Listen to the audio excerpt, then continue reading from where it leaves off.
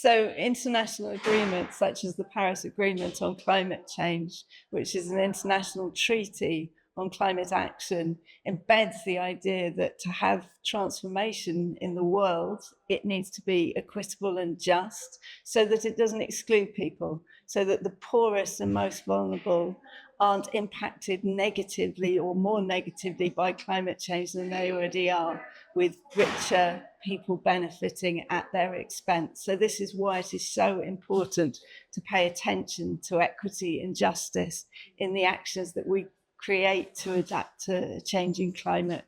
While you have international agreements which have these very abstract terms like equity, what we want to understand is how communities and people, different people within communities, understand what is fairness, justice, equity. So this is what we've been trying to probe. And then that's on the basis of their experiences and their understandings and their expertise, how we can work with them to support them to adapt to climate change in ways that are equitable. If we're looking at policy down from the national level right to the local level, you have government actors that can support communities and the actions that communities themselves identify, so that it's not coming from the outside saying you should adapt in this way that isn't appropriate to a given context and doesn't take into account the social differences in that community that might exclude some people. My research was working with agro-pastoral communities in Kenya, so people who are living in very fragile environments and have experienced repeated floods, droughts over a very recent period of time.